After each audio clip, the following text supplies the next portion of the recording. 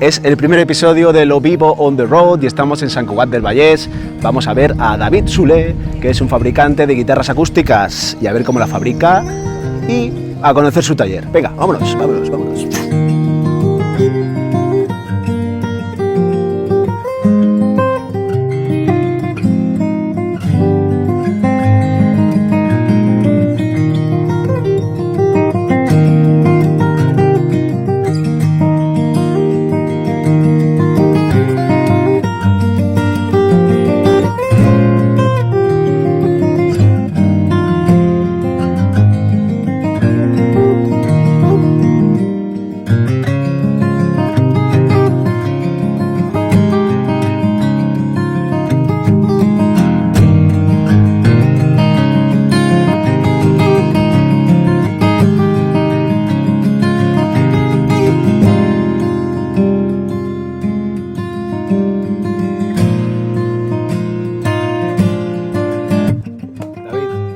Pues estamos en el taller de David, Leno Guitars, y cuéntame un poquito qué guitarra fabricas.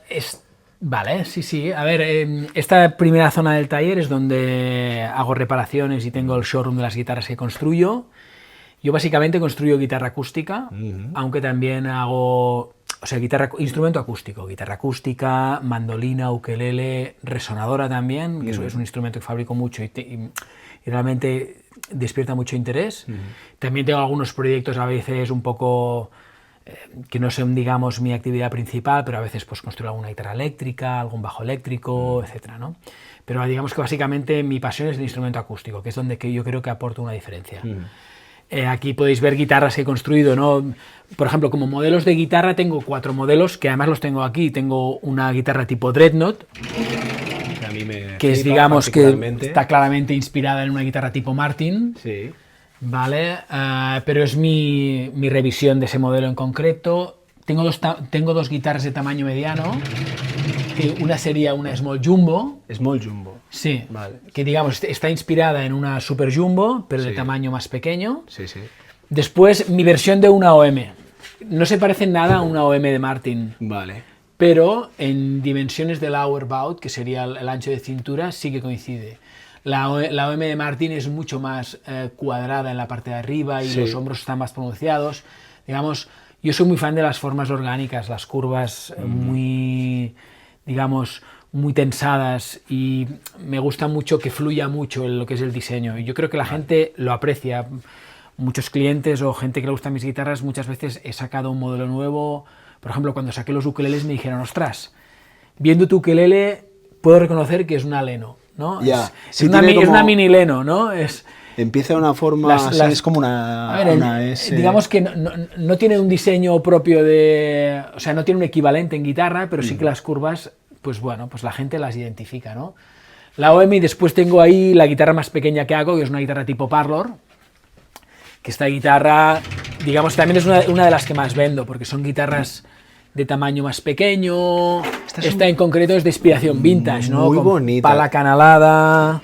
Yo tengo una Parlor. Rosewood de Amazonas. Sí, las Parlor son muy guapas. Pero una Tanglewood. Tanglewood, sí. Tanglewood es marca inglesa de fabricación en Indonesia, que si no me equivoco, algo así. No suena mal, ¿eh? No suena mal, pero me imagino que son instrumentos que tienen ver. muy buena relación calidad-precio. Yo siempre lo digo, la relación calidad-precio es muy buena, pero... O sea, ¿qué diferencia una guitarra de luthier con una guitarra de fabricación un poco más industrial? A ver, aparte de, me imagino, matices en el sonido y demás. O sea, para mí hay una cosa principal, es, primero, el instrumento de luthier lo construye en principio una sola persona, de principio a fin, con lo que eso te permite entender el instrumento en su conjunto, y eso es una cosa súper importante. En una fábrica es una cadena de producción.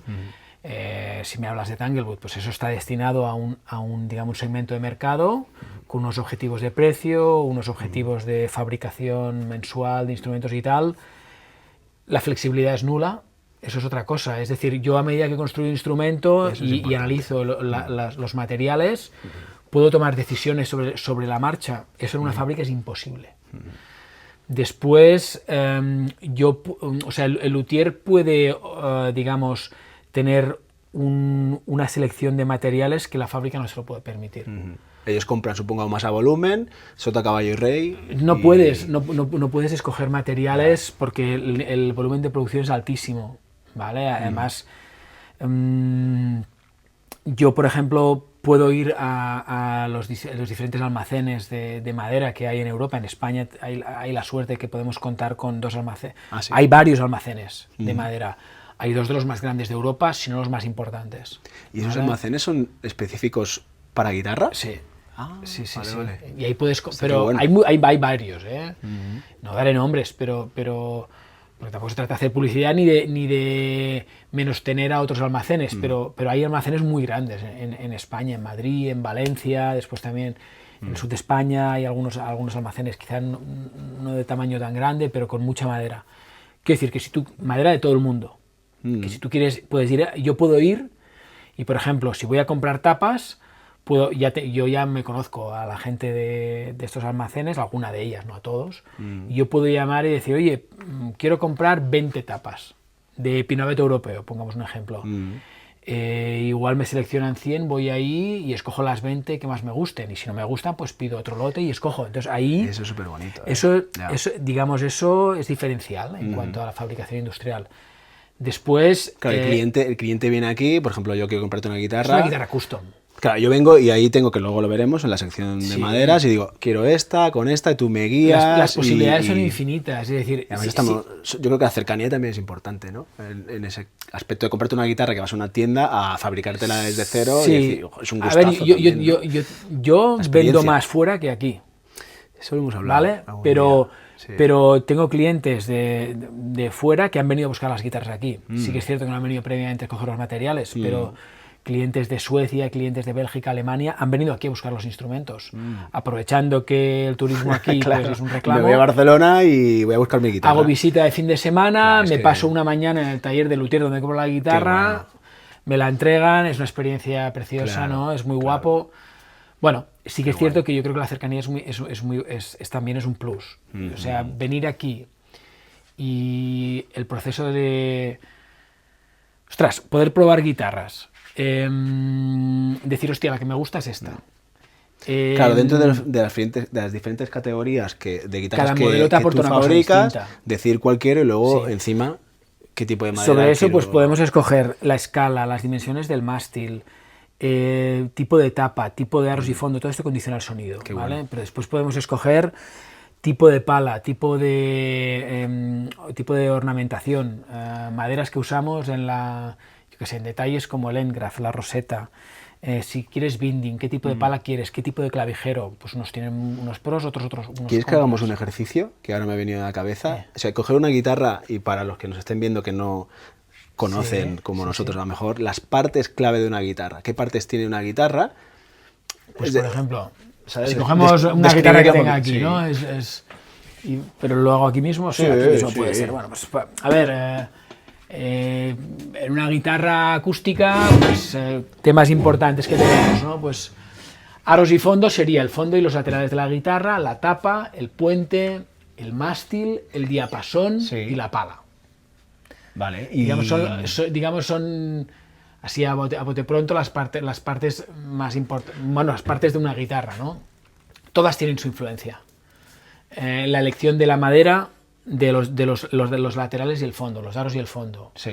La elección de la madera de la tapa, la elección de la madera del puente, del mástil, del diapasón, todo influye, ¿vale?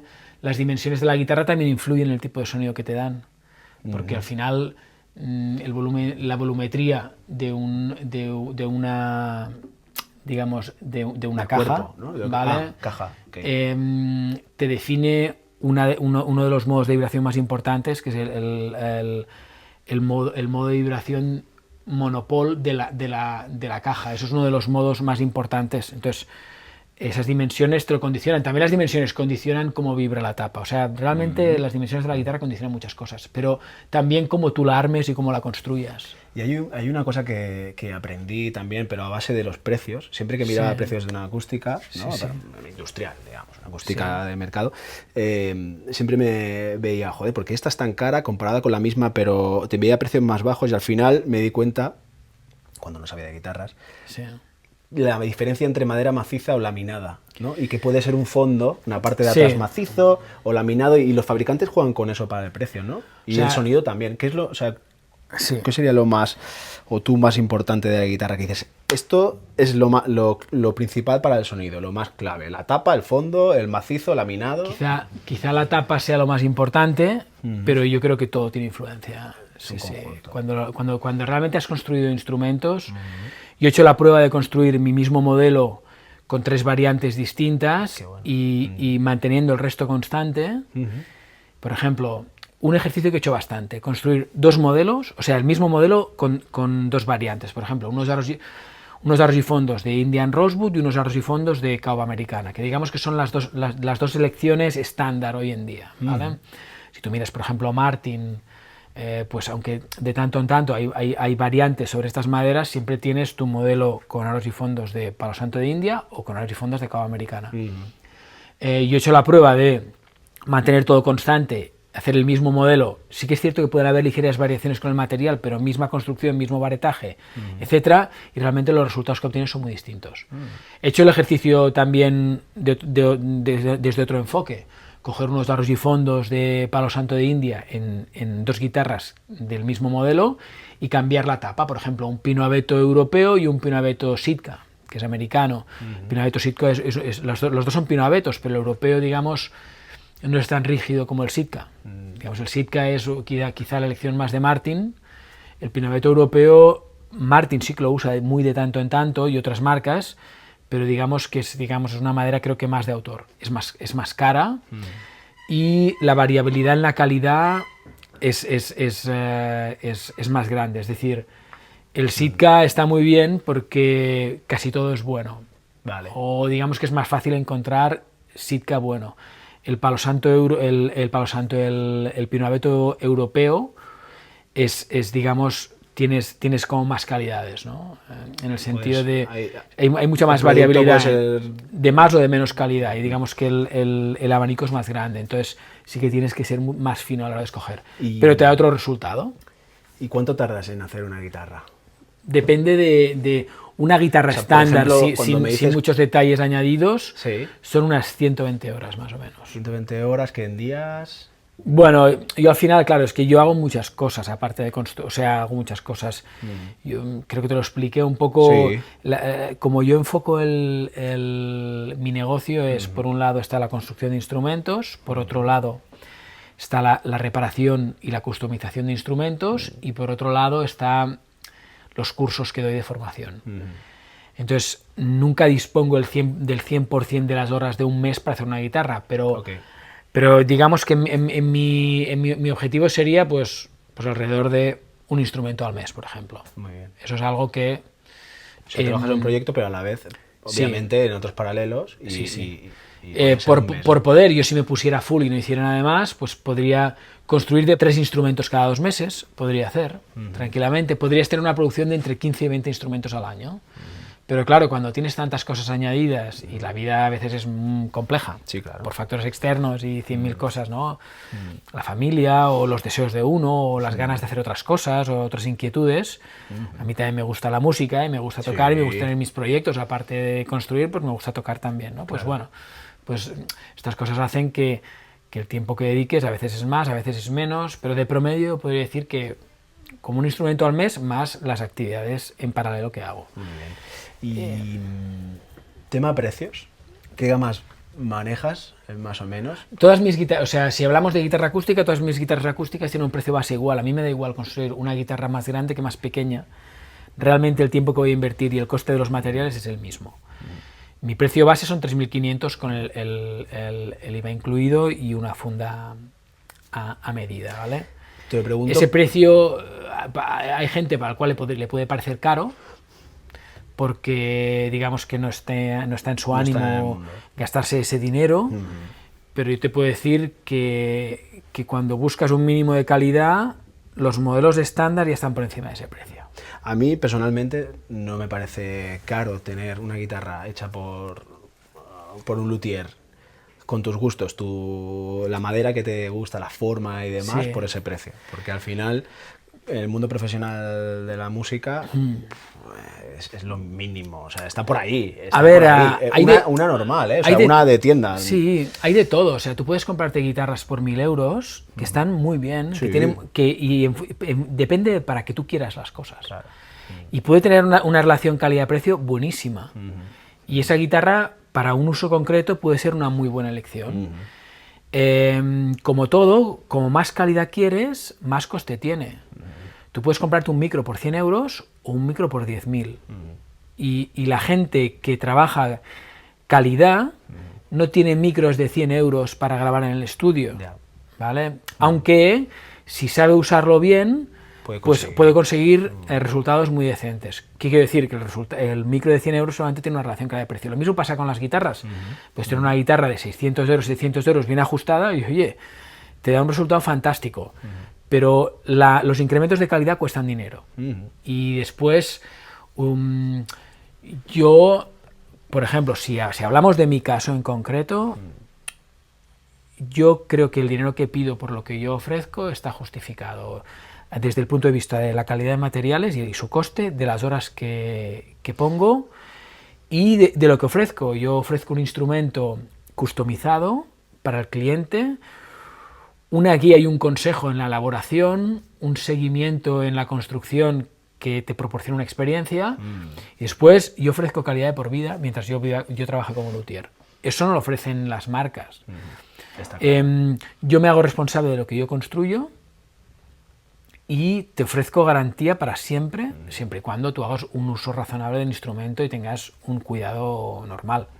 Si evidentemente se te cae el instrumento y se te rompe, yo te ayudaré. Acabando el concierto, ¿no? Claro, sí, pero digamos no sería mi responsabilidad. Claro. Pero yo ya me preocupo de intentar construir un instrumento que tenga una vida útil lo más larga posible. ¿Y cuántos años llevas, David, en esto? Yo... Para decir, sí. Me considero... La pregunta va encarada a aquellos chavales o no chavales que quieran dedicarse o tienen curiosidad por ser luthier. Por la luthiería. Porque yo mismo he tenido esa curiosidad. Sí, decir, oye, me quiero hacer guitarras, pero claro, luego lo veo y digo, no te metas en más. ¿Cuánto tiempo para llegar a un nivel que dices, hostia? Mira, yo te diría que yo dejé mi trabajo en el 2014 y había empezado 5 años antes.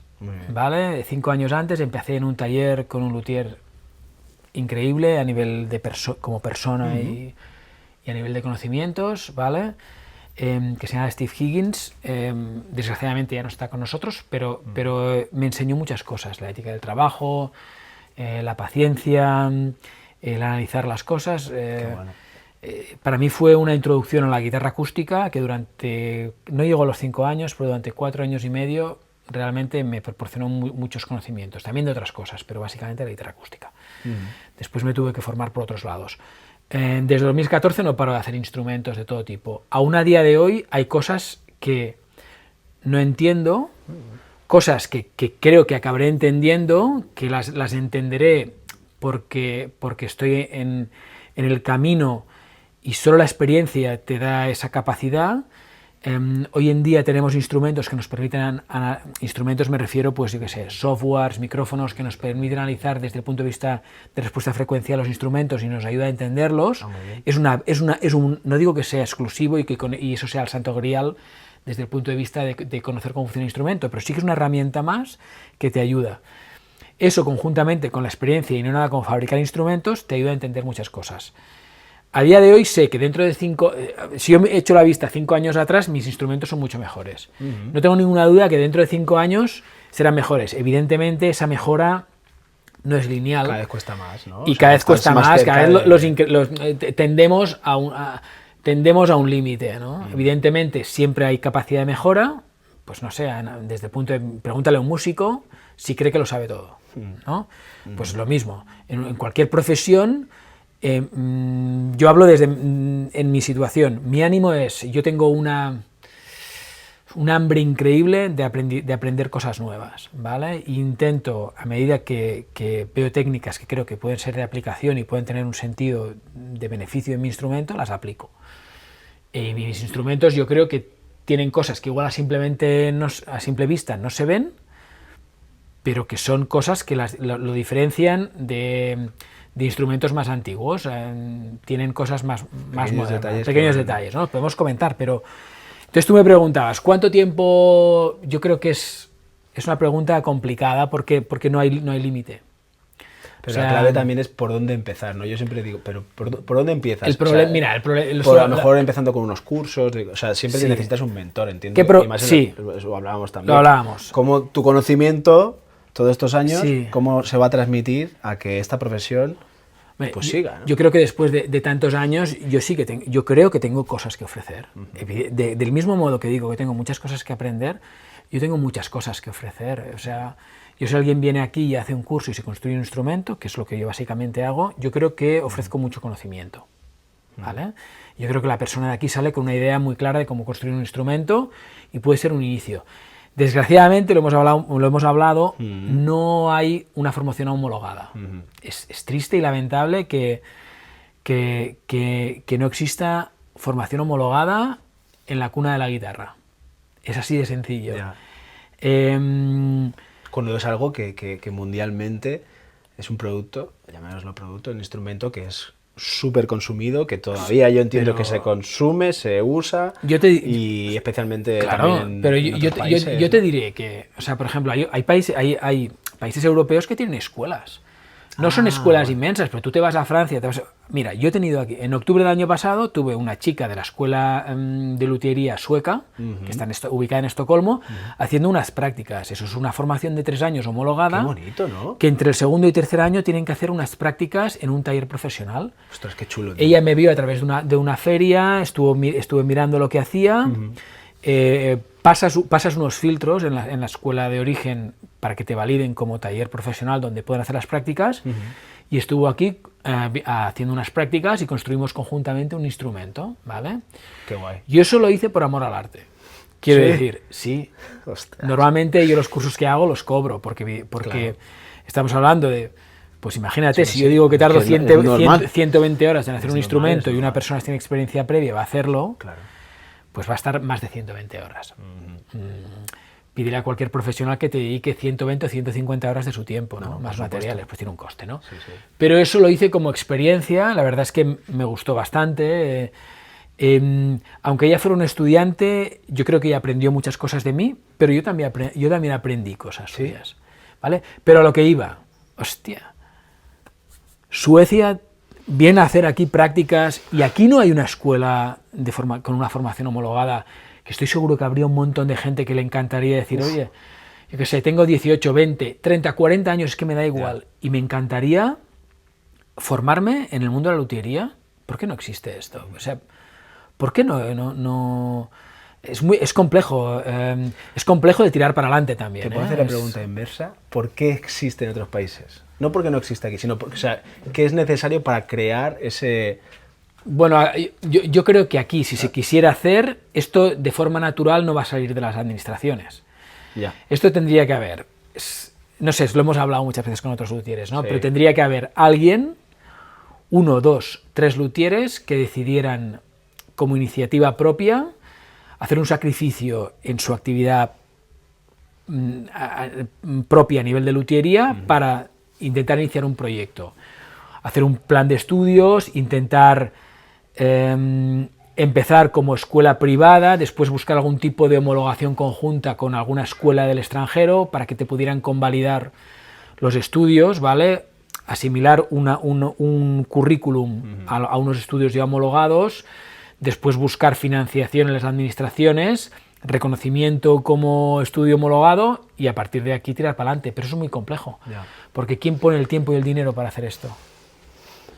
Es una pena, es una pena, porque yo creo que sí que habría gente interesada en decir, hostia, me gustaría dedicar mi vida a construir. Y más hoy en día. Yo creo que hoy en día que todo tiende a, bueno, ya sabemos, a lo digital. Yo mismo estoy en un entorno también tecnológico y todo tiende a, ¿no?, delante de la pantalla y todo digital.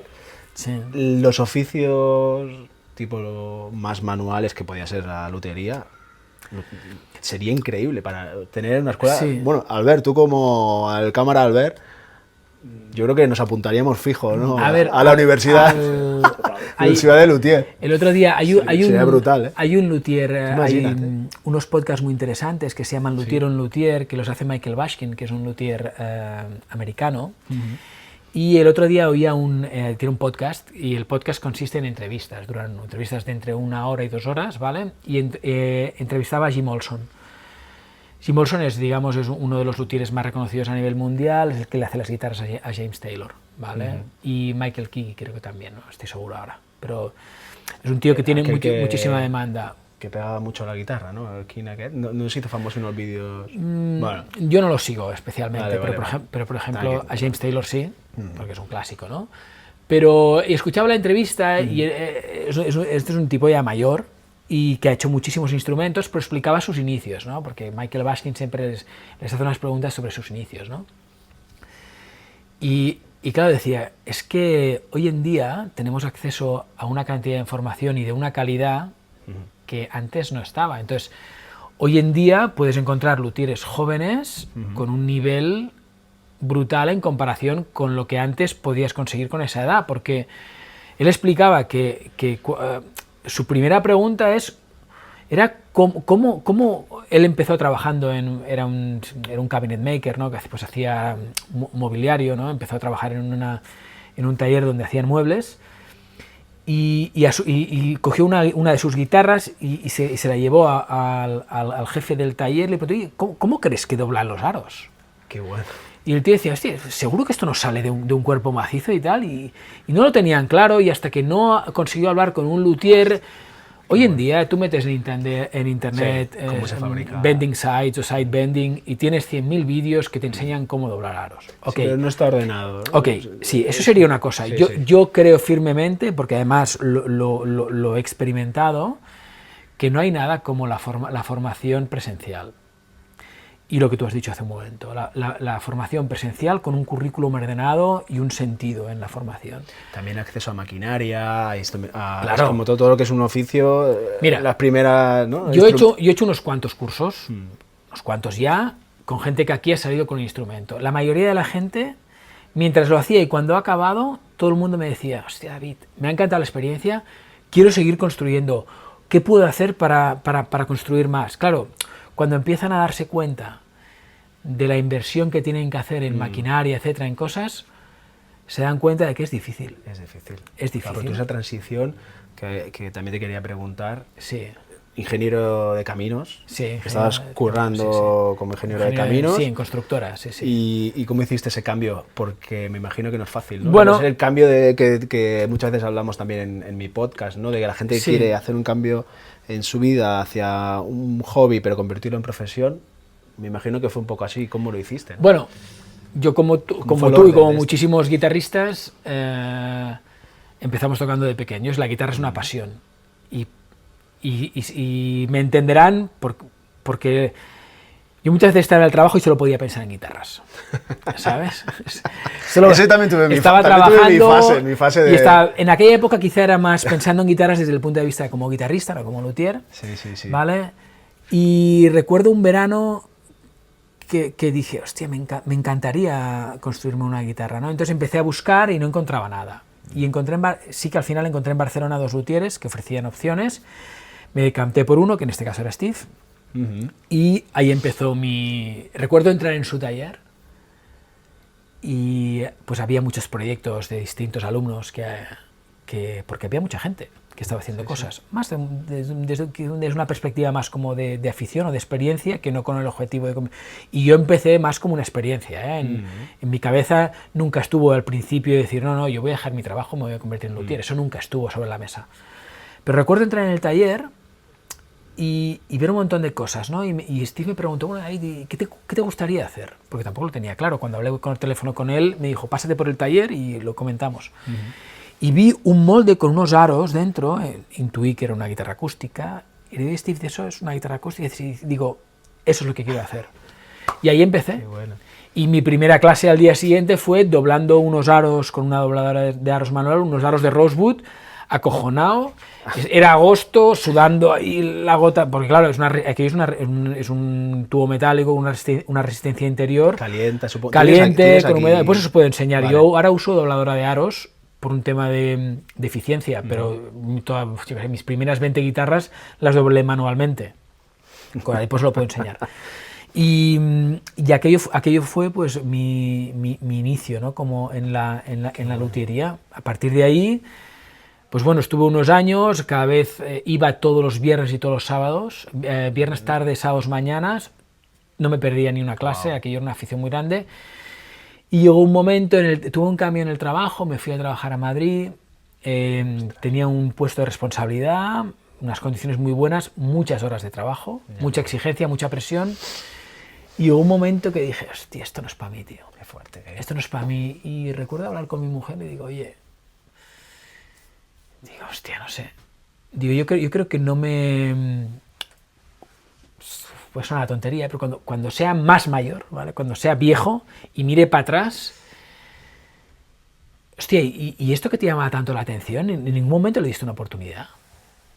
Y dije, mira, ¿sabes qué? Negocié con la empresa, al principio no, pero al cabo de un año conseguí que me echaran de una forma acordada, ¿vale? Y la indemnización junto con unos ahorros que tenía me permitieron hacer la transición, porque esa transición no es barata y no es gratis.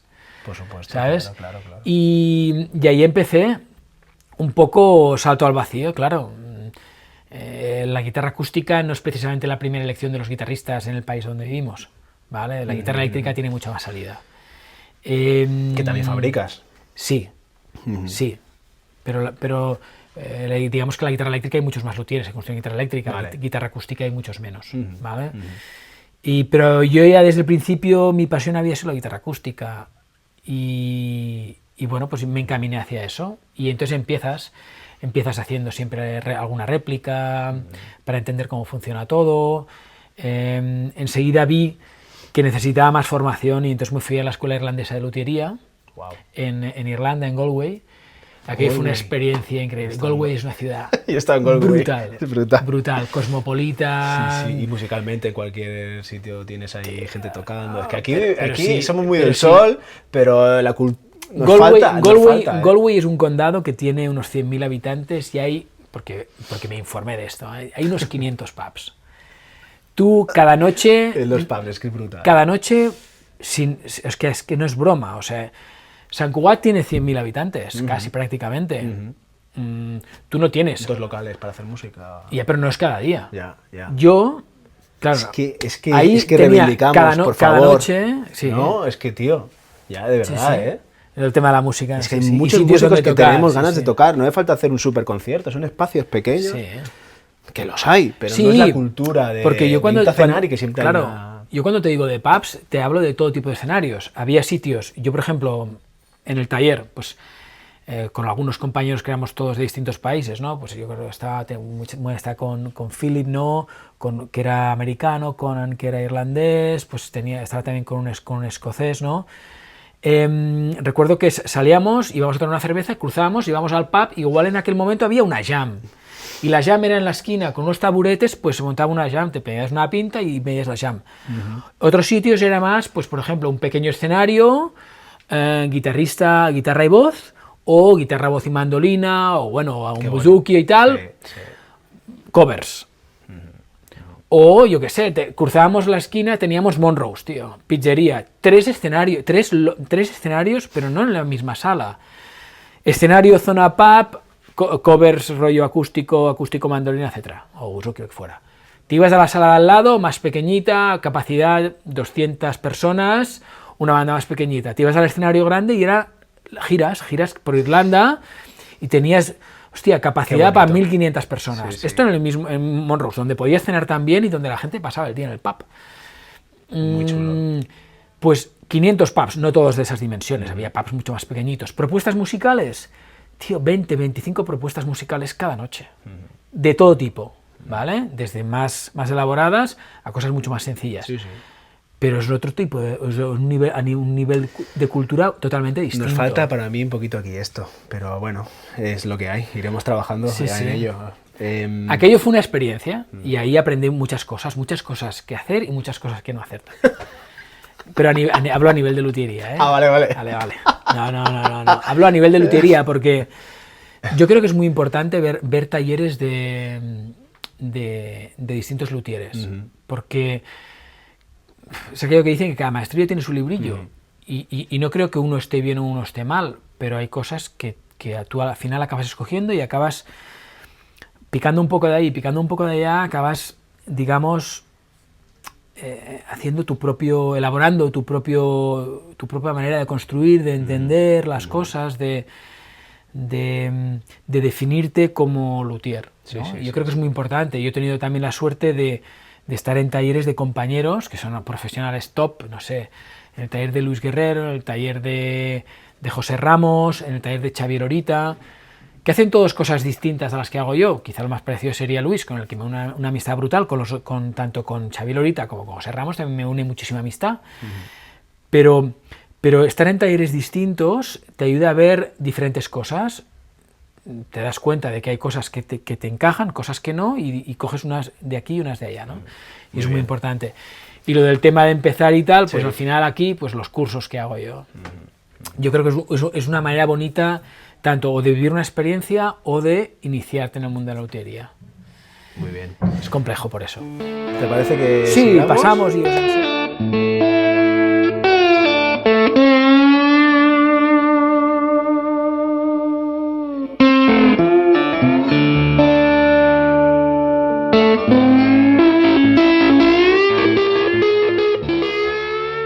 Estamos en la zona de maderas, ¿no? Lo que es el core de las guitarras, ¿no? De donde nace todo. Estamos en la joya de la corona. Muy bien. Pues nada, explícanos un poquito. Aquí tenemos mi principal colega y responsable de mantener la humedad controlada en el taller. El deshumidificador, ¿no? Sí. Que además se llama Woods. Sí, lo escogí por esto. No, es casualidad. Pero sí que es cierto que es muy importante, sobre todo, claro, antes hablábamos, ¿no? Construcción de guitarra eléctrica, construcción de guitarra acústica. Yo también creo que en la construcción de guitarra eléctrica el control, digamos, de la humedad y la temperatura es importante, pero en el tema de claro, cuando tú fabricas, yo qué sé, una Strato, una tele y tiene un cuerpo de, qué sé, 42 milímetros o 43 milímetros de grosor, digamos, el efecto de la humedad tiene está limitado a X, ¿no? Pero cuando tú trabajas en maderas de grosores de entre 2 y 3 milímetros... Claro, la diferencia entre esto los cambios de humedad son muy perceptibles en el instrumento. Entonces, para mí es muy importante, uno, almacenar la humedad, la madera a una humedad concreta. En este caso yo estoy entre el 48 y el 50% de humedad relativa. Muy bien. Y siempre mejor tirando al 48. Pero bueno, es igual, sería buena, ¿vale? Y después también que toda la construcción del instrumento se realice a una humedad constante. De modo que el instrumento cuando salga del taller, todo él, de forma conjunta, reaccione a los cambios de humedad a la vez. No quiero construir la tapa al 60, los aros y fondos al 40 y el mástil al 70, porque la guitarra reaccionará distinto. Construyendo al 50... haces que, tanto yéndote a zonas de baja humedad como zonas de alta humedad, pues digamos que esté limitado el efecto. Tengo una pregunta. ¿Vale? ¿Las guitarras se curan con el tiempo? Curarse me refiero... ¿La madera tiende a estabilizarse con los años? ¿Sabes lo típico de, tengo una guitarra vintage que suena porque tiene 30 años? Son dos cosas distintas. O sea, la madera sometida a tensión constante deforma. ¿Vale? Entonces, si hablamos de estabilización, la madera deforma. Entonces... no deforma hasta el infinito, sino que al principio deforma más y tiende a estabilizarse. ¿Esto dónde lo podríamos ver? Pues por ejemplo, cómo deforma un mástil o cómo deforma una tapa. O hasta, si me apuras, unos aros y un fondo si no son suficientemente rígidos. Si hablamos de lo que se habla de que la madera con el tiempo suena mejor, etcétera, digamos que la explicación es distinta, ¿no? Ahí lo que estamos hablando es que la madera... a medida que hay dos efectos, ¿no? Si hablamos de guitarras antiguas. Sí. Como más vibra una madera, ¿vale? Más se produce un efecto interno en la estructura interna de la madera, que es la plastificación celular. Eso lo que hace es que la madera tiende a rigidizar. Okay. Si a esa rigidización le añades que con el paso de los años uno de los tipos de humedades que hay en la madera, porque hay una humedad que es mucho más oscilante, que es una humedad más externa, que los cambios de humedad hace que oscile, pero hay otra humedad que es más interna a nivel... que se va secando internamente. Interestructura, ¿vale? Que esa humedad sí que con el paso del tiempo disminuye. Entonces, al final lo que tú estás consiguiendo es una guitarra que, por ejemplo, si hablamos de una tapa que cada vez es más rígida y que tiene menos densidad, porque al perder humedad es más ligera. Entonces, eso es como el Holy Grail, lo que estás buscando es cada vez más rigidez y menos peso. Entonces, son guitarras que proyectan mucho más, ¿vale? Tienen un sonido más articulado, hay más volumen y a su vez, bueno, y básicamente es eso, ¿vale? Entonces, ese proceso de plastificación celular se produce desde el primer minuto en el que tú construyes un instrumento. Cuando yo coloco cuerdas en un instrumento nuevo, el sonido, digamos que tiende a ser más comprimido, menos abierto, menos volumen. Al día siguiente, y es otra cosa. Al cabo de una semana, el cambio es notorio. Al cabo de un mes, es muy grande. Y en el primer año, realmente, se produce un cambio sustancial. Después, evidentemente, esta mejora, digamos, los incrementos de esta mejora son muy, muy pequeños. ¿Vale? Y después también hay otra cosa. Una guitarra mala, por más tiempo que pase, va a seguir siendo mala. Una guitarra buena, pues tenderá a mejorar bien. ¿Vale?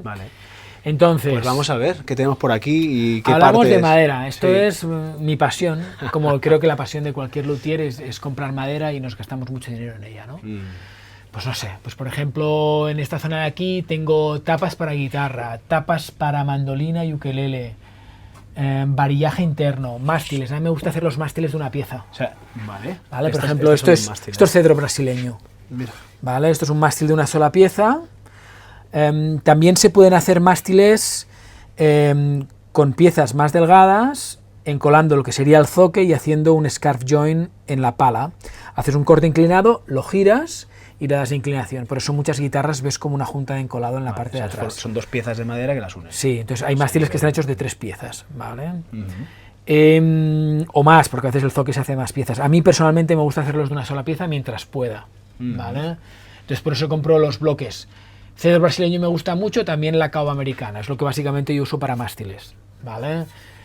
Y pues lo selecciono para que sea pues con la veta lo más vertical posible, porque me gusta que la veta sea así por un tema de rigidez. Y después hay otro tema súper importante, que alguna vez hemos comentado, la importancia de que la veta en toda su longitud digamos, sea regular, es decir, empieza y acaba más o menos en la misma alineación. Esto me lo explicaste el otro día que vine y no lo sabía, y como guitarrista no lo intuía porque veía los mástiles y veía las vetas de la madera y digo, bueno, pero claro, tampoco sabía que fuera tan... A veces nos preguntamos, pues, por ejemplo, por qué los mástiles no solo deforman en el plano del diapasón, sino que torsionan sobre su eje longitudinal. Y eso, posibles explicaciones, primero, los mástiles están sujetos a, digamos, lo que más afecta es el cambio de humedad. El cambio de temperatura en temperaturas razonables entre 0 y 30 grados, la afectación es nula. ¿Vale? Si hablamos de temperaturas altísimas, pues entonces ya pueden haber fallos en la cola. ¿Vale? La cola puede digamos, calentarse en demasiado y digamos, romper. ¿Vale? Entonces, perdona que te corte, porque has dicho que entonces en un mástil de guitarra, también incluso de guitarra eléctrica, me imagino, porque al final son las piezas macizas, la humedad es lo que más influye, no tanto la temperatura. ¿Sabes lo que me pasó una vez? ¿Qué pasa? Con la música Petrucci, precisamente, que tenía y que me robaron, como encuentra el ladrón, bueno, en fin. ¿Se va a enterar? Se va a enterar de que es lo vivo. Cuidado que es lo vivo. Cuidado que es lo vivo. Vale. La historia es que fui a tocar con esta guitarra de gira, con el grupo de rock que tenía, y bien, todo bien, y fuimos a Galicia. Sí, y se quedaron los instrumentos en un local de la casa del chaval que... Tío, y encima del suelo, que aquello por capilaridad debía haber humedad. Yo no lo sabía, sí. Dejamos todo allí, al día siguiente... Las cuerdas. No tocaba, o sea, yo me asusté, dije, me he cargado la guitarra. Sí, es que las cuerdas estaban pegadas, no sonaba la guitarra, no sonaba. Claro, seguramente... Y después, no sé qué, si la imagínate un diapasón de Rosewood, por ejemplo, ¿no? En una zona con mucha humedad, empieza a hincharse, se va para atrás. y entonces pues las cuerdas se te quedaron enganchadas, ¿no? En esos Que me casos, asusté, ¿eh? claro, en esos casos lo que hay que ¿Qué hacer ha es pasado? o aflojar el alma, Vale. o si tienes un alma de doble acción, pues ya trabajar en el sentido contrario para corregir la convexidad. ¿Vale? Ahí lo viví. Sí, de pues en primera una mano. guitarra acústica, por ejemplo, si te vas a una zona de mucha humedad y no tienes cuidado de guardar en el estuche, o a veces hoy en día hay sistemas que te permiten regular la humedad, son unos geles que Ah, ¿sí? tradicionalmente se han usado, por ejemplo, en cavas de puros, etcétera, pero ahora también se usan, hay diferentes niveles de humedad, pero por ejemplo, para guitarra que se usa, por ejemplo, decir 50% de humedad relativa, son unos geles que realizan un proceso de transmisión tanto en un sentido o en otro de la humedad, de modo que mantiene una humedad constante en el 50. Los colocas en la funda y entonces tienes un instrumento bien guardado. Qué bueno, Si un me lo apunto. instrumento está sometido a muchísima humedad, en el caso de una guitarra acústica, la madera empieza a absorber humedad, tú tienes un perímetro que evita que esa tapa pueda expandirse, entonces se comprime totalmente. Al comprimirse totalmente, estás coaccionando la vibración. Entonces esa guitarra de golpe y porrazo que te sonaba pues con volumen, con un sonido más orgánico, unos graves muy presentes, de golpe y porrazo te suena mucho más cuerda que volumen de... Digamos que dentro de la caja salen menos cosas, porque aquello está totalmente comprimido. En caso de baja humedad es muy peligroso también, porque en caso de baja humedad tiende a encogerse la tapa, entonces sometida a una tensión muy grande puede romper. Yo he visto una guitarra española reventar en la playa.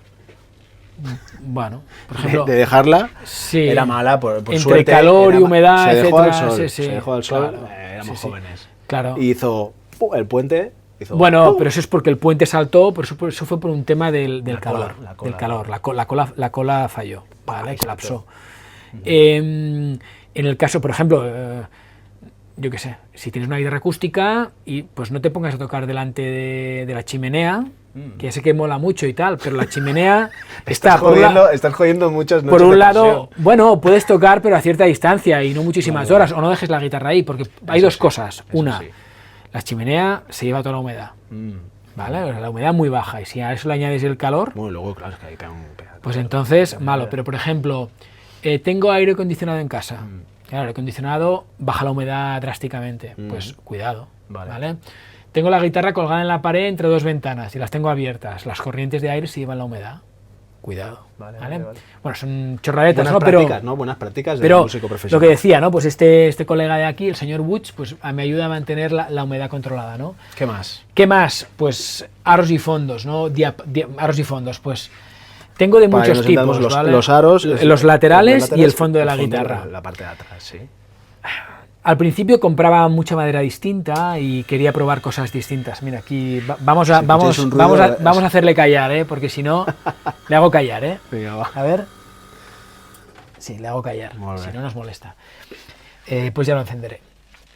Al principio compraba muchas maderas, ¿no? Pues tengo, yo qué sé, aparte de palo santo de India y cava americana, pues por ejemplo tengo aquí nogal americano, sapeli pomelé, ciricote, bengué, movingi, black limba,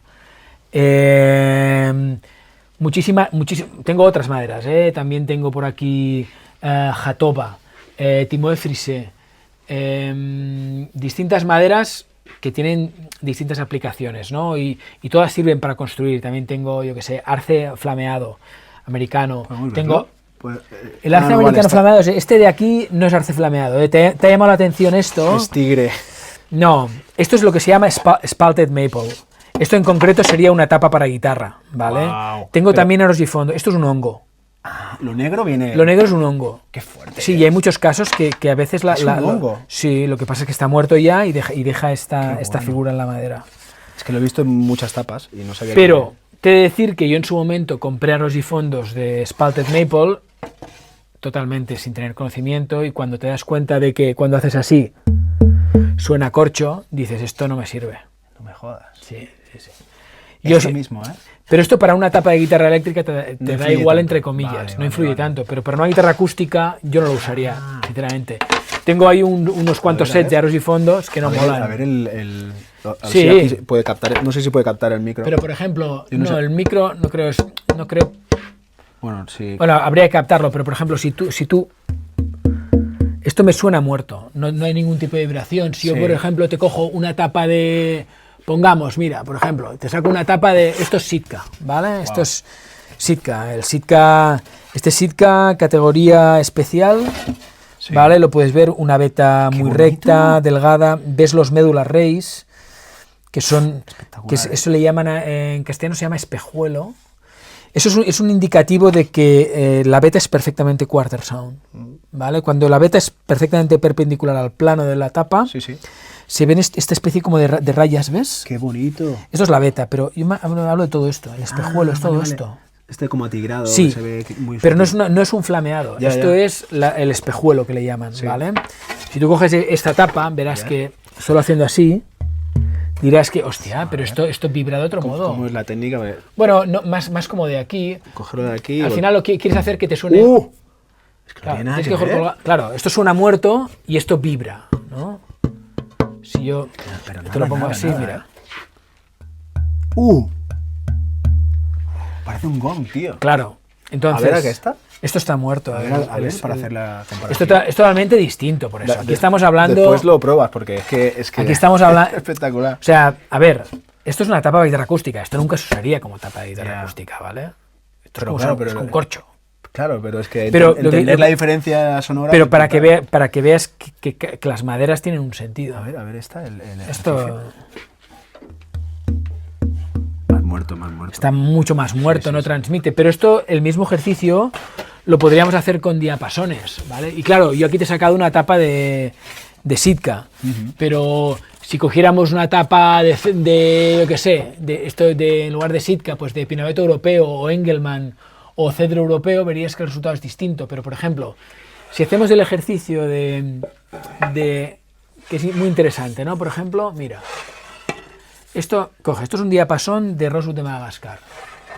Esto es un diapasón de Rosewood de India. Se ve la Y diferencia. te quería enseñar ahora, a ver, Este como más liso, un este tiene mucho diapasón, más a ver. rugoso, como poroso. y un diapasón de ébano, ¿vale? Wow, el de ébano espectacular, Entonces, yo creo que dice, hostia, toda la madera es igual, el rosewood es el mismo. A ver, si tú coges rosewood de India, rosewood de Madagascar, a bote pronto lo primero que notas es que el rosewood de Madagascar es mucho más denso, ¿vale? Al tacto notas, de acuerdo que este igual, no, pues están de regrusadora, pero notas que este tiene mucha menos porosidad, el poro está mucho más cerrado. Pero después cuando tú lo coges y dices, a ver, tiene un sonido que, ojo, esto también puede variar mucho con las dimensiones, No sé si llegará a captar. pero no lo captará, tienes que estar al lado. Pero pruebas, haces el mismo ejercicio con este de aquí, que es el Rosewood de Madagascar, Espera. más aquí, ¿eh? Sí. No. No. Oh, de verdad que porque no sé si se capta, pero es que Es mucho más acampanado. entrar en una dimensión eso. Pero ojo, también te digo una cosa. Brutal. Yo creo que, o sea, este material es mucho más caro que este. Pero en según qué situaciones te puede interesar mucho más usar este. Para sonido más vintage puede ser. Por ejemplo, a mí en una guitarra eléctrica, por ejemplo, si yo me construyo una Fender, Sí. una Fender Strato, Sí. no sé si me gusta mucho el Rosewood de Madagascar. Vale. ¿Vale? Porque la Strato ya tiene un sonido de por sí punzante y brillante. Sí. No sé si le quiero añadir ese extra de sonido afilado que me ofrecería un ébano. ¿Por qué no ves guitarras Stratocasters con diapasones de ébano de forma habitual? Evidentemente hoy en día vivimos en un mundo en el que ves Sí, de todo sí. en todos sitios. Sí, Y decir que eso no se puede hacer, yo creo que ya no existe. O sea, no, hoy en día puedes hacer lo que te dé la gana.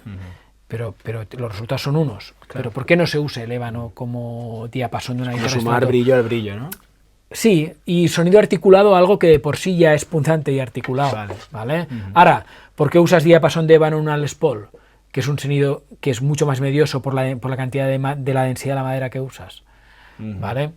Así lo aclaras un poquito. Pues ¿no? porque así le das un poco de definición a un sonido tan medioso, a esa bola de medios. ¿Vale? Te interesa articular un poco ese sonido. ¿Vale? Por eso para mí tiene mucho sentido en una Les Paul usar un diapasón de ébano, me gusta mucho. Yo soy fan de una Les Paul Custom, por ejemplo, es el modelo que más me gusta. Ese es un, ¿Vale? ese es un guitarrón. Pero lo que quiero decirte es que distintas maderas, distintos resultados... O sea, el custom sí que lleva el muy- de ébano, ¿eh? Yo creo que sí, la Sí, Expo sí, Custom sí, lleva sí, EVA, ¿no? Sí, porque tú lo ves y ya es negro. Sí, Además es que es negro, súper bonito. sí, sí. El- Hoy en día el ébano negro cada vez es más escaso, pero hoy es mucho más caro. Evidentemente, hoy en día no se puede controlar todo, ¿no? Recuerdo que el otro día también comentabas, hostia, ¿qué es esto del FSC y qué Sí. es esto del CITES, ¿no? Sí, sí, sí, me interesa esto Por también. ejemplo, el FSC es un sello como de consumo responsable. El FSC son las siglas de un organismo que es no gubernamental al que tú te puedes adherir y solicitar el sello, y lo que de algún modo acredita es que esa madera se ha obtenido de un modo responsable y de un modo respetuoso con los bosques del mundo. ¿Vale? Es que eso es importante, ¿no? Entonces, supongo que a nivel de luthier en particular no tanto, pero a una industria tipo Gibson o Fender sí que es importante. sí, ¿no? Que lo tengan- o que esté Martin o controlado. Taylor, Bueno, o perdón, las, sí, las- las estas empresas acústicas. que fabrican miles de instrumentos cada día, pues, ¿Y los chinos? tiene que ser. Bueno, pues en el sudeste asiático La parte también asiática. se fabrica muchos instrumentos Hay mucha y, industria. y seguramente la regulación es menor. Porque, tío, Pero eso pasa en toda los kits estos que en toda la compras. industria. ¿Sabes los kits que compras Que sí. por Alibaba? Claro, esa madera, posiblemente. Bueno, pues a ver. No sé de dónde vendrá. Es o que sea, no sé de dónde vendrá. Yo no tengo ninguna duda de que en el sudeste asiático se puede fabricar también como en cualquier otro sitio. Pero Que eso- no tengo, eso- pero claro, es un no te- tengo es un nada te- en contra de. Es un tema de control de calidad y Vale. de horas que dedicas y ese producto donde lo quieres destinar. Ya está. A ver, el experimento de grandes marcas que se han ido a fabricar al extranjero, de grandes marcas medianas pequeñas, no te hablo de Fender, no te hablo de Sí, Gibson, sí, otras. que se han ido a fabricar, han hecho el experimento de intentar lanzar una producción más económica, han fracasado la mayoría. Sí. Sí, yo creo que sí. Hablo Bueno, pasa en de, todos los hablo sectores, de en todos los talleres, sectores, ¿no? talleres pequeños, medianos. Es decir, hostia, pongo mi marca, mi diseño, me voy a algún país donde los costes de producción sean mucho menores y regulaciones distintas, ¿vale? A nivel de todo tipo, ¿vale? No veas cómo pintan ahí. Es que yo Y creo- la gente que pinta a los peligros a los que está expuesto. O Pero sea, tú, no es ¿tú que crees que esto también, porque. las cosas baratas lo son por alguna razón. Sí, sí, claro. ¿Vale? Y no importa el producto del que estamos hablando, de una Ya. guitarra o de unos zapatos. Ya. Cuando compras muy barato, hay algo en la cadena de producción, hay algo que falla. ¿Vale? Y hay alguien que está, entre comillas, pringando. ¿Vale? Entonces, cuando tú compras una guitarra fabricada en condiciones desde el origen de las maderas hasta el control de calidad, de que todos los productos sean bien, trabajador que también. las condiciones, que el trabajador trabaje en unas condiciones y unos sueldos dignos y en unas condiciones de salud, que todo esto, si es muy barato, falla algo. Hay algo que falla, sí. En todos Pero los- eso to- es en todos sitios, todos los en todos los sitios. Vale, y para acabar. Y la entonces zona de lo del maderas, CITES, que no te lo había sí, dicho. sí, perdón, que nos vamos. El CITES, eso sería, el FSC es como es un sello que te dice que, vale, pues el origen de esta madera ha sido respetuoso con el planeta, abreviando. El CITES, eso sí que es, el CITES es un organismo que regula las especies en extinción, Ah, tanto ok. de flora como fauna. Ah, muy bien. ¿Vale? Entonces, en el caso que a nosotros nos toca, que sería la flora, pues las maderas que tienen algún nivel de estado de escasez, pues están reguladas Muy bien. en su comercio. Entonces, el CITES lo que acredita es la trazabilidad. Entonces, si por ejemplo yo me contratan una guitarra de Estados Unidos que tiene que cruzar, por ejemplo, dentro de Europa no habría problema, no hay que cruzar fronteras. Pero si a mí me contratan una guitarra en Estados Unidos y, por ejemplo, digamos que tiene Rosewood de Brasil, no, sin ir más lejos, un diapasón de Rosewood de Madagascar, en el diapasón de la guitarra acústica, yo tengo que en la factura acreditar todo el listado de maderas con el volumen de esa madera en la guitarra. Imagínate el diapasón, pues yo qué sé, 0,000 metros cúbicos de Rosewood de Madagascar, y tiene asociado un número CITES que me permite tramitar un documento que acredita la trazabilidad de este diapasón. Muy bien, ¿eh? ¿Vale? Entonces, cuando yo compro este diapasón, al suministrador al que yo solo compro, cuando yo tengo que exportar esta madera, yo le puedo pedir el número de CITES de ese diapasón que está en esa factura. O sea, cada una de... Bueno, va por lotes. Vale, No ok. cada diapasón no tiene un número, Ok, sino son que lotes. cuando este diapasón proviene del lote X, que era de no sé cuántos metros cúbicos, que tiene asociado un número CITES. Muy bien. ¿Vale? La manera de hacerlo profesional, digamos, es que no hay otra. Bueno, De correcta. hacerlo- Lo que pasa es que han habido situaciones, hace unos años dijeron que el palo santo de India estaba acogido a regulación CITES en producto acabado, o sea, en una guitarra. Eso es un problema, porque mucha gente había comprado muchísimo palo santo de India cuando no estaba no estaba considerado como especie protegida, y entonces tuvieron que regularizar el stock de madera en su almacén, entonces hubo que hacer un montón de trámites y al final lo quitaron en producto acabado, ¿vale? Con Retiraron. Lo quitaron del CITES en producto acabado ok. en instrumento, que fue una de las reclamaciones de las diferentes asociaciones de fabricantes de instrumentos. ¿Por qué? Porque llegaban instrumentos acabados a aduanas sin el CITES correspondiente y tenían palo santo de India y aquello no cruzaba frontera. Ya. Y depende cómo, pues se empezaron en aduanas, cuando un producto no cruza frontera y el coste de retornarlo es superior, pues Se lo queda el de la aduana. La o sea, toca- teóricamente se destruye. Hostia. ¿Vale? Hostia. Chao, chao. El tema de las aduanas es un Cristo. A todos los Muy niveles. bien, pues... Tema bueno, maquinaria, me preguntabas. Sí, vamos a ver la maquinaria. Maquinaria hay, Me pongo por aquí. A ver, la mayoría de los procesos se hacen manuales, pero por ejemplo, yo puedo coger, por ejemplo, yo cuando compro el fondo de una guitarra, me viene cortado con un grosor, por decirte algo, de 4 milímetros y medio, 5 milímetros. Y el grosor definitivo que tiene que tener son entre 2,5 y 2,8. Depende de lo que quiera. ¿Vale? ¿Cómo rebajo yo eso? Pues lo puedo rebajar con una garlopa manualmente o tengo una regruesadora y después tengo una lijadora de tambor que aceleran el proceso. Muy bien. Una vez ya lo he hecho unas cuantas veces con garlopa y me he dejado los hombros. La garlopa es una... La garlopa es un a cepillo mano, grande. Un cepillo de aquellos como... Sí, grande, sí. Tengo ahí, lo podemos ver. Sí, sí. Lo uso para otras cosas. Sí, sí. Pues prefiero regrosarlo de este modo, de forma mecánica. Ya está. Tengo más precisión, soy más rápido. O sea, digamos que es como estirar una masa de pizza. No la estiras, No, pero no, reduces... retiras grosor. Sí, Retira, sí, retira, regruesas, correcto, sí, sí. retiras. Vale, vale, vale. Por ejemplo, una tapa no la metería nunca en una regresadora porque la destrozaría. Es una madera muy delgada. Vale. ¿Vale? Pero la trabajo en la lijadora de tambor, que esto es un tambor con una lija, Va girando. con altura regulable, con un sillo, y entonces pues te permite regular la altura del tambor y hasta que consigues el grosor adecuado. Esto vale pasta, ¿no? Esta máquina. Esta máquina, pues, ¿qué puede 3.000. ser? 3.500 o algo ¿Ves? así. Te iba a decir 3.500. Entonces, pues un aspirador es necesario, una sierra de cinta, una lijadora de disco es muy útil, a la cual hay que cambiar la lija. Muy bien. Aquí tengo otra lijadora de cinta también.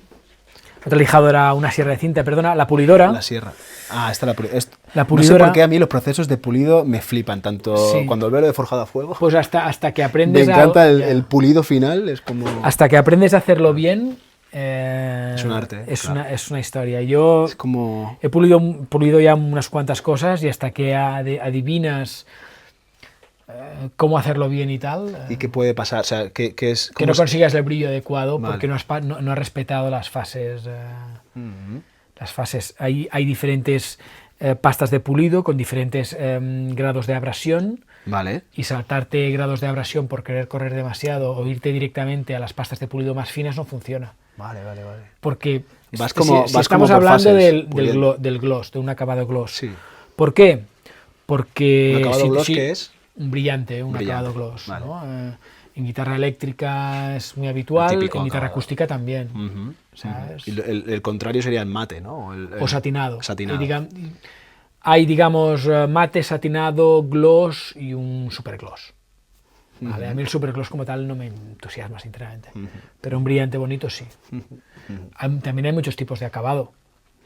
Yo en mis guitarras uso básicamente o poliuretano o nitrocelulosa. pero también hay acabados al aceite, he hecho alguna guitarra también y tal, y el resultado es bonito, lo que pasa es que es muy delicado. O la goma laca, que para mí es un acabado increíble, precioso el acabado, lo que pasa es que es delicado. De cuidar luego, ¿no? Sí, a ver, es más delicado que el poliuretano o que la nitrocelulosa. Que haces así y se raya, ¿no? Me imagino. Bueno, si está bien hecho es más resistente de lo que uno pudiera pensar inicialmente. Pero yo no soy un profesional de la goma laca, sé hacer un acabado de goma laca, pero hay profesionales de goma laca, gente que tiene muchos acabados a las espaldas y que trabajan súper bien. Yo conozco algunos, y si tuviera que hacer un goma laca, yo puedo hacer una guitarra mía goma laca, pero igual si depende en qué situación, pues cogería y se la llevaría. Yo siempre he sido, en este sentido, a mí siempre me ha gustado mucho, digamos, ser lo más autosuficiente posible. Ya. Entonces, sí que es cierto que la mayoría de luthieres no acaban sus instrumentos. La mayoría no lo hacen. ¿Qué quiere decir esto? Pues que no pintan sus guitarras. Ah, vale. O sea, la última fase de pintado se la llevan a un experto de pintura. A uno de pinturas. Yo no, yo me las pinto yo. Muy bien. Eso tiene sus pros y sus contras. Sus contras que te tienes que hacer profesional de otra cosa. Claro, es como otra fase completamente diferente, Sí, ¿no? digamos otro trabajo tan importante como la construcción, porque al final el acabado es muy importante. Claro, es lo que recubres, ¿no? Y el es sonido... lo que ves de saque. Ya. También ves la guitarra, pero el acabado es lo que te permite ver la guitarra en condiciones. Segundo, un mal acabado te puede hacer que una guitarra no suene tan bien, ¿vale? No solo por el tipo de pintura que uses, sino también por la cantidad, ¿vale? Y después que un instrumento bien acabado, pues luce, y eso a la gente le gusta, ¿no? O sea, lo que ves está muy bien. ¿Y aquí qué tenemos? Ahora estoy con proyecto... Esto es una dobladora de aros, ¿vale? Antes, por ejemplo... Yo creo que esto es brutal, ¿eh? La dobladora de aros, porque es algo que es lo más característico, ¿no? De una guitarra, al final, la forma, ¿no? De que sí, tiene. Yo lo que te comentaba antes... Sí, por ejemplo, aquí tengo todos los moldes de mis distintos modelos. Igual que tengo aquí todos los moldes exteriores también, aquí moldes. Los exteriores, sí. Ah, muy bien. ¿Podemos ver uno? Sí. Si lo enseñamos. Este es un molde. Okay. Este molde sería... Y esto te lo fabricas tú con el tiempo, ¿no? Te haces tus moldes, son tus formas. Cuando yo diseño una forma de una guitarra, me saco una plantilla, ¿vale? Y con la plantilla me fabrico los moldes. El molde exterior... ¡Qué bueno! El molde para doblar...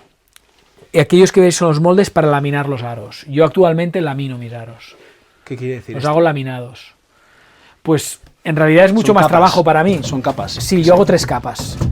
Si antiguamente, por ejemplo, una guitarra con aros y fondo, con aros de palo santo de India, cogía los aros y los hacía de 2,2 milímetros de grosor y los doblaba, ahora actualmente lo dejo en 1,8, por ejemplo, pero le añado 2 capas interiores. ¿Y pues, por ejemplo, ¿qué te aporta esto? ¿Qué me aporta?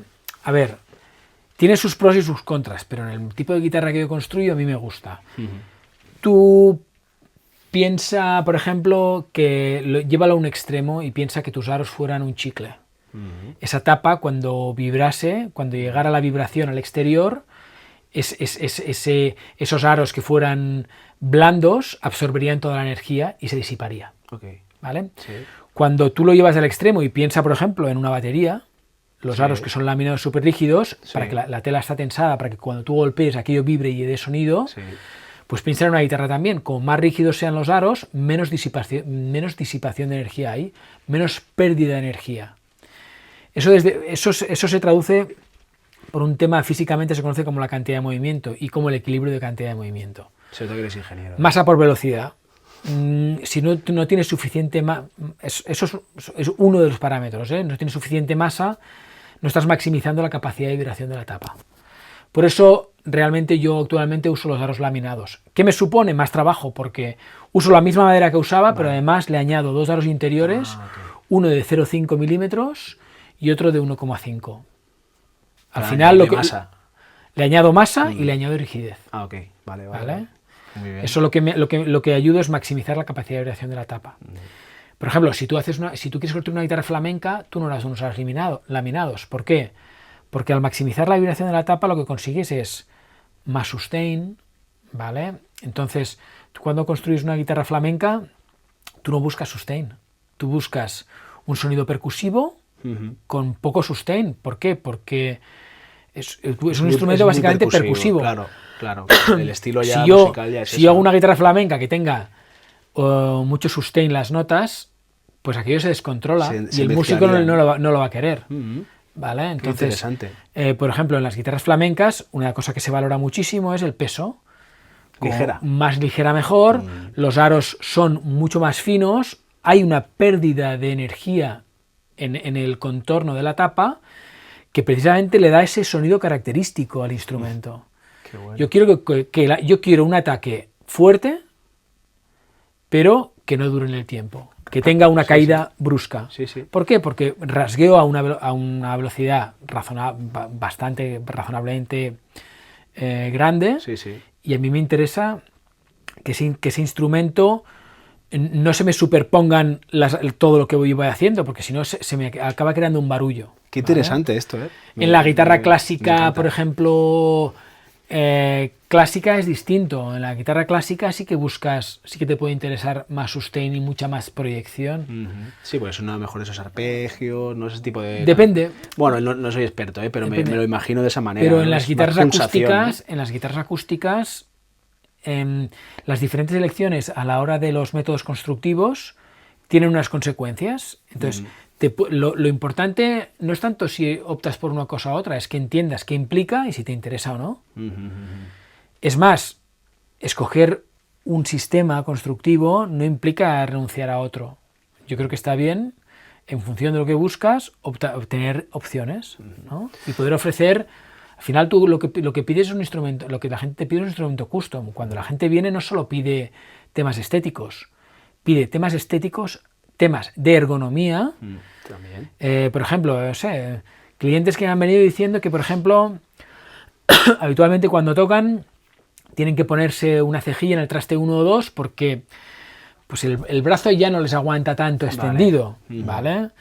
Entonces, pues bueno, pues analizamos, ¿por qué no construimos esta misma guitarra que te gusta y optamos por una escala más corta y en lugar de un traste 14 optamos por un traste 12 o un traste 13, unión mástil-cuerpo.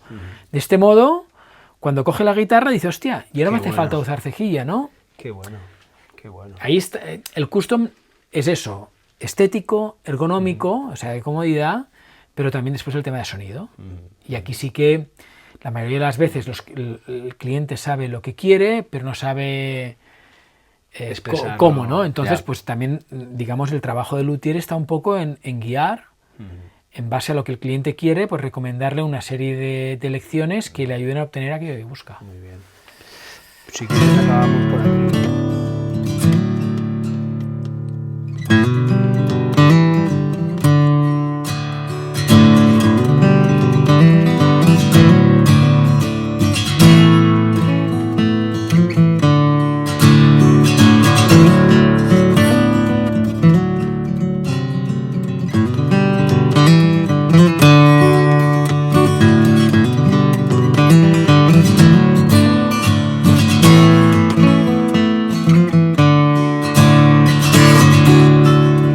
Ahora me preguntabas antes, ¿no? Sí. ¿Qué estaba haciendo? Pues mira, estoy haciendo 2 guitarras tipo Parlor, que es la más pequeñita que hago.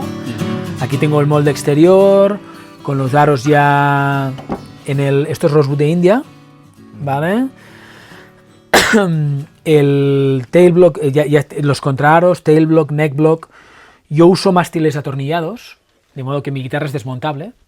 El mástil no está encolado al cuerpo, ¿vale? Esto evidentemente aún falta lijarlo internamente, hay que darle las alturas correctas con los aros. Mucha gente no lo sabe, tradicionalmente a las guitarras acústicas se les llama flat top, porque las tapas eran planas, pero en realidad las tapas y los fondos no son planos, tienen forma esférica. O sea, ¿vale? Entonces, son así. Imagínate, una pelota es una esfera, ¿no? Sí. Pues imagínate que la tapa tiene la forma de una parte de la pelota, pero imagínate con un radio inmenso, entonces es mucho más plano. Es un ¿vale? radio muy grande. Es esférico. Pues la forma es esférica. ¿vale? Mira, entonces, para dar formas, por ejemplo, aquí antes me has preguntado, esto es el fondo de esta guitarra, es un fondo de Palo Santo de India, aquí ya tiene el backstrip, que esto te ayuda a coser, digamos, la junta, porque es book match, estos son 2 piezas, y ahora tienen colados, digamos, el varillaje de fondo. Ahora mismo está simplemente encolado, ahora hay que darle forma a esto. Esto es altísimo y aún hay que darle forma, no se queda como una sección rectangular, sino que queda más bien triangular, Triangular. ¿vale? No, eso ya depende de cómo tú trabajas. Un trapecio. Triangular la sección. Ok. Es decir, en el sentido longitudinal, vale. O sea, yo le hago un scallop en los extremos, pero hay gente que sí que lo trabaja de forma triangular, más altura aquí y menos altura a medida que te aproximas a los aros. Eso depende mucho del tipo de fondo que tú quieras hacer. Si quieres hacer un fondo activo o inactivo, ¿vale? Esto, pues, lo siguiente que haríais, quito todas estas varillas, esto es un go bar deck, aquí esto sirve para encolar, colocas una varilla, genera una tensión y aprietas contra aprietas las dos superficies que quieres encolar entre sí. Ostras. Bueno, lo siguiente que haría es quitar todo esto y darle forma. ¿Pero por qué se hace así? Para que no... No, se puede hacer de muchas formas. Yo vale, al principio cuando empecé usábamos unos sargentos, yo cogía esto por aquí fuera y cogía unos sargentos y lo apretaba. Pero a mí esto me parece fantástico porque me permite trabajar y a la vez toda la cola que pueda salirme por los lados la puedo quitar perfectamente. Y ahora mismo yo miro aquí y no veo restos de cola en ningún sitio. Qué bueno. Está súper limpio. Claro, si tuvieses sargento ¿Sabes? ya no podrías hacer... Con los sargentos y tal es mucho más complicado y además me permite encolar todas las varillas a la vez, cosa que con los sargentos puede llegar a ser complicado. Qué bueno. Esto no es nada que he inventado yo, esto existe desde hace muchísimo tiempo, Sí, pero no lo había visto nunca pero y dudo que en el primer taller donde yo estuve, esto no estaba. En Irlanda tampoco lo tenían. Y yo les dije, ¿pero cómo no tenéis un go bar deck? Muchos No, packs, no, lo pero hacemos. poco... Muchos pads, pero poco go bar decks. Y aquí, pues, por ejemplo, tengo la tapa de la guitarra, aquí he doblado el binding y el purfling, que son todos los detalles perimetrales. De aquí sacaré las rosetas porque son 2 Parlor que tengo que enviar a Francia. Esto es Sapel y Pomelé. A ver los bindings, es que me Los encantan los bindings. son de Palo Santo de India, están doblados ya con la forma de la guitarra. Para que la gente lo entienda, el binding es, si me corrige si Sí. me equivoco, lo que une, el detalle que une el aro con la tapa, por ejemplo. Sí, para embellecer la junta. Para embellecerlo. Sí. Entonces esta parte... En castellano creo que le llaman filete. Ah, ¿sí? Sí, creo que sí. No lo he escuchado Sí, nunca. sí, filetes. O perfiles. Es que... Sí, pues ¿sabes lo que pasa? es Que todo lo que va alrededor. La nomenclatura... cuando quieres estudiar luthier y tal, y sobre todo guitarra acústica, no tanto guitarra española, porque claro, que hay mucha tradición, pero toda la nomenclatura y toda la bibliografía está en inglés. Ya. Entonces muchas veces hablas en castellano o hablas en lo que sea, pero continuamente te refieres a muchísimos elementos como en inglés. Bueno, pues es una profesión muy Pero bueno, específica al final sí que, bueno, pues ya perfiles. Perfecto. Pero por ejemplo, el purfling, sinceramente no sabría decirte cómo se dice en castellano. Yo sí que no lo sé. Igual también le llaman perfiles, pero el purfling va interior. Va interior al binding, ¿vale? Es cuando, por ejemplo, antes hablábamos de las Les Paul Custom. No te has fijado en las Les Paul Custom, Sí. tiene por ejemplo, la típica Black Beauty, su perfil crema, Sí. pero después tiene un montón de rayas blancas y negras hacia adentro. Ah, ¿sí? Son el purfling. Sí, sí, en ese Es que caso no es me he plástico, fijado, no me he en mi fijado. caso es madera. Ajá. Qué Siempre bueno. uso madera. Qué bueno. Y bueno, pues aquí también moldes, estos son offcuts, ¿vale? Son restos de madera que a veces uso para cosas, ¿vale? Muy Esta es bien. la zona donde yo más trabajo la construcción de instrumento, donde hago los cursos también. Qué bien. Tengo pendiente hacer una pequeña remodelación de bancos y estanterías, pero eso es otra de las cosas que tenemos los luthieres. Que no paráis de remodelar el taller, ¿no? Cada 2 años nos entra la paranoia y tenemos que cambiar todo de sitio. Entonces, cada 2-3 años nos Esto ves, ya no me mola. nos ves moviendo mesas para aquí, mesas para allá, no sé qué. Qué bueno. Sí, sí, en este sentido es Muy un bien. poco... Bueno, al menos a mí me pasa. Yo, sí. Y creo que alguna vez si lo he comentado y pasa. Tú pregúntale a cualquier luthier que lleve bastantes años en su taller y pregúntale si todo está como cuando empezó. Nada. Me costaría Nada. creerlo. Es un constante cambio, ¿no? También buscas mejorar y optimizar. Ahora mismo yo creo que este taller me ofrece muchas posibilidades, pero yo creo que me puedo ofrecer más cosas. Yo he visto un poquito también tu evolución, tengo que decir, Sí. porque yo te vi en... que te Empecé gustaba trabajando tu en piso. una habitación de mi casa. Sí, sí. Y luego al taller de... Estuve en San Rubí, en un industrial, taller muy grande, pero en muy una zona grande. industrial. Ya. No invitaba tanto No a la tenía experiencia, calidez, ¿no? no tenía tanta calidez. Y aquí ya es otra historia. Este es un taller más pequeño que el de Rubí, aún así para una persona es un taller suficientemente grande porque incluida el baño, la cabina, todo esto estamos hablando de unos 65 metros cuadrados, que para mí es más que suficiente. Tengo altura para colocar estanterías altas que me permiten almacenar cosas, que ese es uno de los objetivos aquí también. Y eso. Muy bien. Pues nada, Merci, gracias. Nada, David, yo es quería un acabar placer. con una pregunta. Sí. Es a nivel de... O sea, ¿es rentable ser luthier hoy en día? Sé que es como muy tópico, pero para alguien que quiere ser luthier, O sea, para ganarte la vida, tío. o sea, yo creo que en ¿Qué gen- aconsejarías? Joder, al final todos tenemos familia. yo creo que en todos los trabajos el éxito está en intentar dentro de tu ámbito diversificar. Y antes lo Ok. explicaba. Yo no solo construyo, sino Ok. que también hago mucha reparación y customización y hago también cursos, Ok. ¿vale? Yo creo que el éxito de que esto funcione, en mi caso, cada uno tiene su Su librillo. su fórmula y cada uno sabrá lo que mejor. Yo te digo que en mi caso a mí me funciona el diversificar. Ok. Evidentemente me gustaría tener más pedidos de construcción. Nunca he dejado de construir. Aún sin tener pedidos he seguido construyendo porque siempre tienes este ánimo de quiero mejorar y quiero mejorar. Por suerte, si tú yo siempre lo digo, y realmente es así, cada año va mejor. Cada año tengo más pedidos de más sitios, creo que despierto más interés y tengo más trabajo. Qué bien. Lo que pasa es que es un crecimiento lento, ¿vale? Hacerte un hueco, o sea, conseguir que alguien confíe en ti para gastarse, si han hablado de 3.500 euros en construir un instrumento, requiere de un trabajo. Si viene al taller, ve lo que hay hecho y ve cosas a medio construir, tienes una parte del camino hecha, muy importante. A distancia es mucho más complejo. Entonces, hoy en día vivimos en un mundo globalizado en el que todo el mundo tiene acceso a todo el mundo a través de las redes sociales. Las redes sociales, en mi caso, son súper importantes. Yo, por ejemplo, por ponerte un ejemplo, si me paso,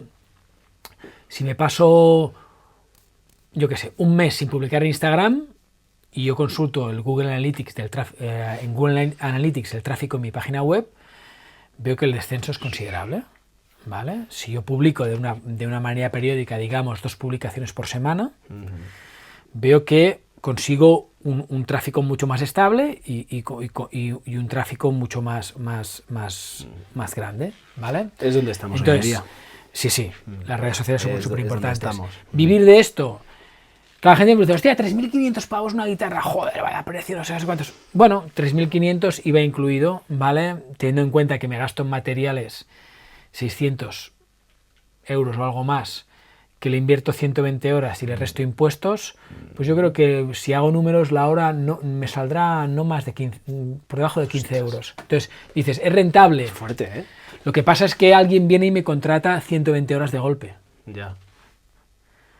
¿Cómo lo suples esto? Con horas. Metiendo más horas en el taller. Pues en lugar de trabajar 40, trabajas 50 a la semana. ¿Vale? Y esas 10 horas te permite. En las reparaciones y las customizaciones, el beneficio que sacas por hora es muchísimo más alto. Claro. No es ninguna locura. Pero, Bueno, haces algo que no todo el mundo sabe pero hacer. puedes ganar, También tienes puedes que- ganar 40 euros la hora. Que digamos que es un precio mucho más, digamos, más en boga con lo que se lleva hoy en día en las distintas profesiones. Sí, sí, ¿Vale? sí. En los cursos también salen bien. Y los cursos es una cosa que a mí me gusta hacer, creo que la gente disfruta. Creo que la gente sale de aquí con un producto que no se puede ni creer cuando sale. Te llevas tu propio instrumento. Te llevas tu propio instrumento Es que y es te la llevas hostia. una experiencia. Ya. Entonces, a la pregunta de ¿es rentable? Yo creo que alguien que se quiera dedicar hoy a la luthiería tiene que tener claro que, uno, tiene que formarse lo mejor que pueda.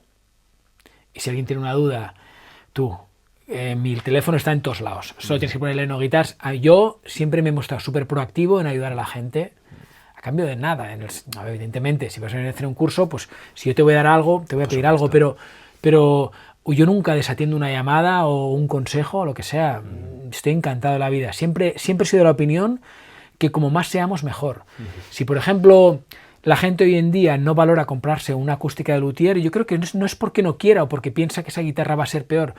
Yo creo que es por un tema de que porque no valora esa opción, porque no tiene conocimiento de esa opción.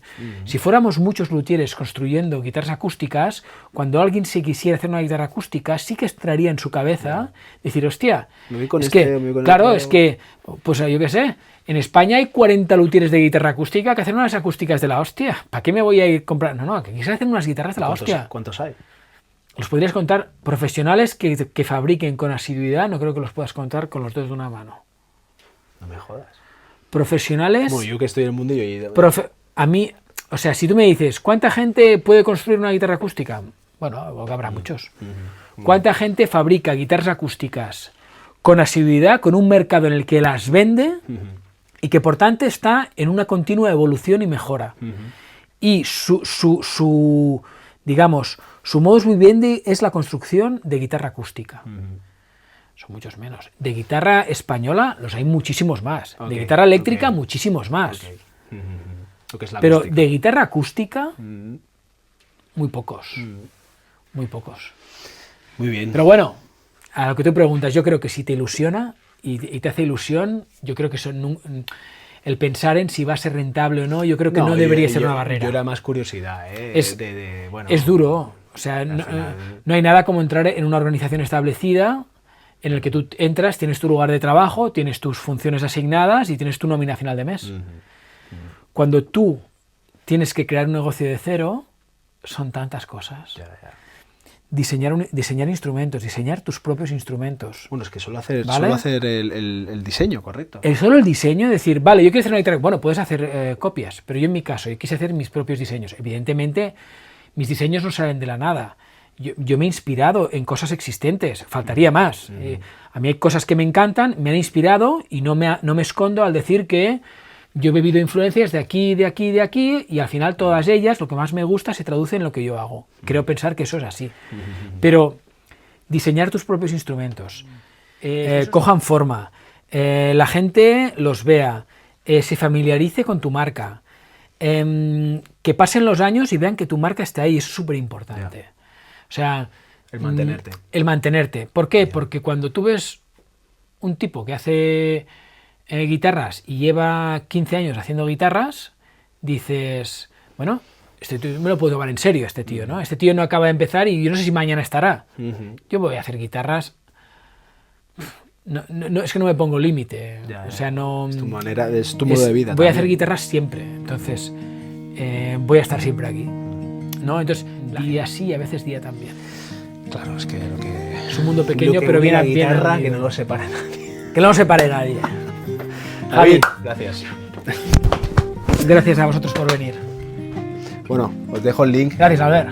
De David y nada, todos ahí a ver sus guitarras y si os interesa, pues contactáis con él. Sí, muy bien. Chao.